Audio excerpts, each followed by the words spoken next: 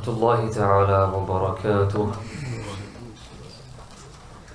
الحمد لله رب العالمين والصلاة والسلام على أشرف الأنبياء والمرسلين وعلى آله وصحبه أجمعين. أما بعد، درود پاک کا نذرانہ پیش کیجئے. صلی اللہ علی النبی الأمی وآلہ صلی اللہ علیہ وسلم. صلاة و سلام علیک یا رسول اللہ صلی اللہ تعالی علیہ وسلم. بسم اللہ الرحمن الرحیم. آج انشاءاللہ عز و جل چند آیت مبارکہ اور ان کی مختصر سی تفسیر آپ کے سامنے پیش کی جائے گی. بسم اللہ الرحمن الرحیم. اللہ رب ذوالجلال نے لوہے کا ذکر فرماتے ہوئے، آئین کا ذکر فرماتے ہوئے قرآن شریف میں ارشاد فرمایا وَأَنزَلْنَا الْحَدِيدَ فِيهِ بَأْسٌ شَدِيدٌ وَمَنَافِعُ لِلنَّاسِ. یہ سورۃ الحدید، سورت کا نام ہی وہی لوہے کی سورت. اس کی آیت 25ویں آیت ہے. اس میں اللہ تعالی ارشاد فرماتا ہے اور ہم نے لوہا اتارا، اس میں سخت آنچ اور لوگوں کے فائدے. سیدنا عبداللہ ابن عباس رضی اللہ تعالی عنہما سے مروی ہے کہ جب حضرت آدم علی نبینا وعلیہ الصلوۃ والسلام بہشت بری سے روئے زمین پر تشریف لائے تو لوہے کے 5 اوزار اپنے ساتھ لائے. ہتھوڑا، ہامر جسے کہتے ہیں، نہائی، انول، سنسی جس کو پنسز کہتے ہیں، اور ریتی، فائل، سوئی، نیڈل. یہ 5 لوہے کی چیزیں آپ جب جنت سے تشریف لائے زمین پر تو یہ ساتھ لے کر کے آئے. دوسری روایت انہی حضرت عبداللہ ابن عباس رضی اللہ تعالی عنہما سے مروی کہ حضرت آدم علی نبینا وعلیہ الصلوۃ والسلام کے ساتھ 3 چیزیں زمین پر نازل ہوئیں: حجر اسود، عصائے موسوی اور لوہا. حضرت عبداللہ ابن عمر رضی اللہ تعالی عنہما سے روایت ہے کہ انہوں نے کہا کہ رسول اللہ صلی اللہ علیہ وسلم نے فرمایا کہ 4 برکت والی چیزیں اللہ تعالی نے آسمان سے نازل فرمائی ہیں: لوہا، آگ، پانی اور نمک. حضرت عبداللہ ابن عباس رضی اللہ تعالی عنہما کی روایت میں ہے کہ لوہا جنت سے زمین پر آیا ہے، اور حضرت عبداللہ ابن عمر رضی اللہ تعالی عنہما کی روایت میں یہ ہے کہ لوہا آسمان سے نازل ہوا ہے. ان دونوں روایتوں میں کوئی خاص تعارض نہیں، اس لیے کہ جنت آسمانوں کے اوپر ہی ہے، تو لوہا جب جنت سے اترا تو ظاہر سی بات ہے کہ آسمان ہی سے زمین پر اترا ہوگا. لوہا ایک ایسی دھات ہے کہ ہر صنعت و حرفت کے آلات اس سے بنتے ہیں، اور ہر قسم کے آلات جنگ بھی اسی سے تیار ہوتے ہیں، اور انسانوں کی ضروریات کے ہزاروں سامان ایسے ہیں کہ بغیر لوہے کے تیار ہی نہیں ہو سکتے.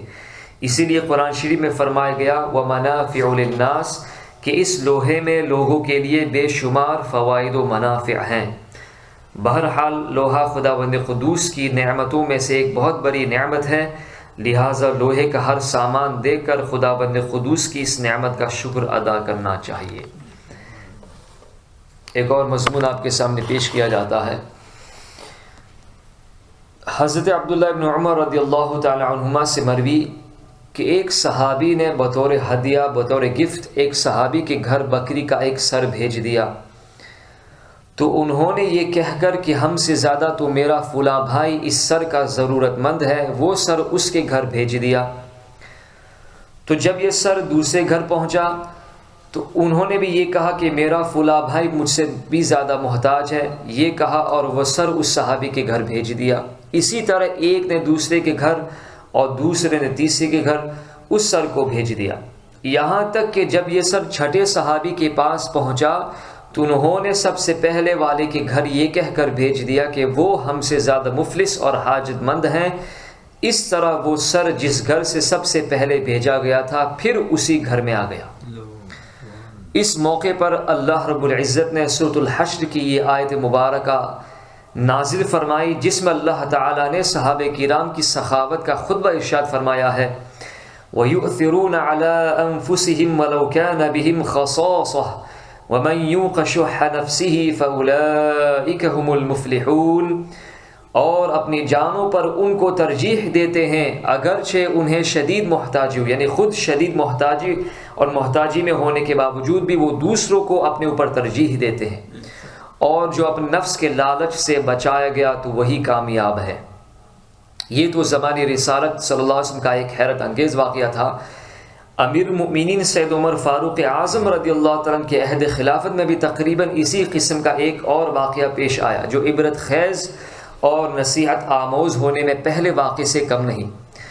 چنانچہ منقول ہے کہ امیر المؤمنین سید عمر فاروق اعظم رضی اللہ تعالیٰ عنہ نے 400 دینار ایک تھیلی میں بند کر کے اپنے غلام کو حکم دیا، 400 دینار یعنی گولڈ کوئن ایک تھیلی میں بند کر کے اپنے غلام کو حکم دیا کہ یہ تھیلی حضرت ابو عبیدہ ابن جراح رضی اللہ عنہ عشر مبشرہ میں سے جل قدر صحابی ہیں، ان کی خدمت میں پیش کر دو، اور پھر تم گھر میں اس وقت تک ٹھہرے رہو کہ تم دیکھ لو کہ وہ اس تھیلی کا کیا کرتے ہیں۔ چنانچہ غلام تھیلی لے کر حضرت ابو عبیدہ رضی اللہ تعالیٰ عنہ کے پاس پہنچا اور عرض کیا کہ حضرت امیر المؤمنین نے یہ دیناروں کی تھیلی آپ کے پاس بھیجی ہے اور فرمایا کہ آپ اس کو اپنی حاجتوں میں خرچ کریں۔ امیر المؤمنین کا پیغام سن کر سیدنا ابو عبیدہ بن جراح رضی اللہ تعالیٰ عنہ نے یہ دعا دی کہ اے اللہ تعالیٰ امیر المؤمنین کا بھلا کر۔ پھر اپنی لونڈی سے فرمایا کہ اے خادمہ، یہ 7 دینار فلاں کو دے آؤ اور یہ 5 دینار فلاں کو دے آؤ۔ اسی طرح انہوں نے ایک ہی نشست میں، ایک ہی سیٹنگ میں تمام دیناروں کو حاجت مندوں میں تقسیم کرا دیا۔ صرف 2 دینار ان کے سامنے رہ گئے تھے تو انہوں نے فرمایا کہ اے لونڈی، یہ 2 دینار بھی فلاں ضرورت مند کو دے دو۔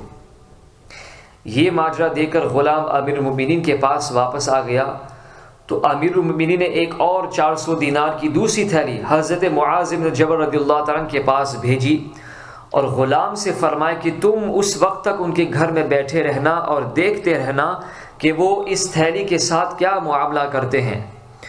چنانچہ غلام حضرت معاذ بن جبل رضی اللہ تعالیٰ عنہ کے پاس تھیلی لے کر پہنچا تو حضرت معاذ بن جبل رضی اللہ تعالیٰ عنہ نے امیر المؤمنین کا تحفہ اور پیغام پانے کے بعد یہ کہا کہ اللہ تعالیٰ امیر المؤمنین عمر فاروق اعظم پر اپنی رحمت نازل فرمائے اور ان کو نیک بدلہ دے۔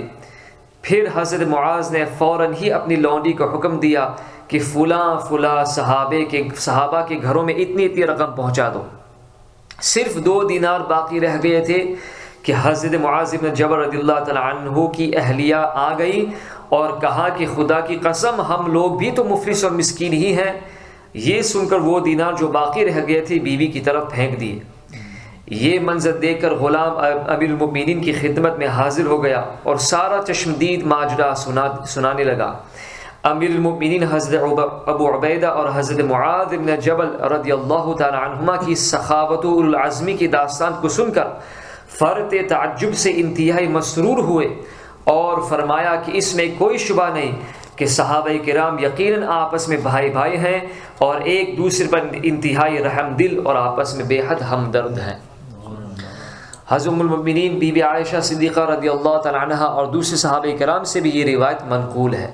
ایک حدیث شریف میں یہ جو آیت کریمہ ہم نے پہلے تلاوت کی تھی اس کے شان نزول کے متعلق یہ واقعہ بھی درج ہے کہ اس میں یہ ہوا تھا کہ بارگاہ نبوت میں ایک بھوکا شخص حاضر ہوا تھا، تو نبی کریم صلی اللہ علیہ وسلم نے اپنی مقدس ازواج مطہرات کے حجروں میں معلوم کرایا کہ کیا کھانے کی کوئی چیز ہے۔ معلوم ہوا کہ کسی بی بی صاحبہ کے یہاں کچھ بھی نہیں ہے۔ تب نبی کریم صلی اللہ علیہ وسلم نے صحابی کرام سے فرمایا کہ جو اس شخص کو مہمان بنائے اللہ تعالیٰ اس پر رحمت فرمائے۔ تو حضرت اسی مجلس میں حضرت ابو طلحہ انصاری رضی اللہ تعالیٰ عنہ کھڑے ہو گئے اور نبی کریم صلی اللہ علیہ وسلم سے اجازت لے کر مہمان کو اپنے گھر لے گئے۔ گھر جا کر بیوی سے دریافت کیا کہ گھر میں کچھ کھانا ہے؟ انہوں نے کہا کہ صرف بچوں کے لیے تھوڑا سا کھانا باقی ہے۔ حضرت ابو طلحہ رضی اللہ تعالیٰ عنہ نے بیوی سے فرمایا کہ بچوں کو بہلا پھسلا کر سلا دو اور جب مہمان کھانے بیٹھے تو چراغ درست کرنے کے لیے اٹھو اور چراغ کو بجھا دو تاکہ مہمان اچھی طرح کھا لے۔ یہ تجویز اس لیے کی کہ مہمان یہ نہ جان سکے کہ اہل خانہ اس کے ساتھ نہیں کھا رہے ہیں، کیونکہ اس کو یہ معلوم ہو جائے گا تو وہ اصرار کرے گا اور کھانا تھوڑا ہے، اس لیے مہمان بھوکا رہ جائے گا۔ اس طرح حضرت ابو طلحہ رضی اللہ تعالی عنہ نے مہمان کو کھانا کھلا دیا اور خود اہل خانہ بھوکے سو رہے۔ جب صبح ہوئی اور حضور سید عالم صلی اللہ علیہ وسلم کی خدمت بابرکت میں حاضر ہوئے تو نبی کریم صلی اللہ علیہ وسلم نے حضرت ابو طلحہ رضی اللہ تعالیٰ عنہ کو دیکھ کر فرمایا کہ رات فلاں کے گھر میں عجیب معاملہ پیش آیا، اللہ تعالیٰ ان لوگوں سے بہت راضی ہے۔ اور سورہ حشر کی جو آیت ہم نے پہلی تلاوت کی تھی یہ آیت کریمہ نازل ہوئی۔ سبحان اللہ. اللہ تعالی ہم سب کو بھی سخاوت عطا فرمائے. ایک اور انشاءاللہ چلو انشاءاللہ پھر کبھی انشاءاللہ یہ تذکرہ بات کیا جائے گا. اللہ تعالی ہم سب کو اس پر عمل کرنے کی توفیق عطا فرمائے. صلی اللہ علیہ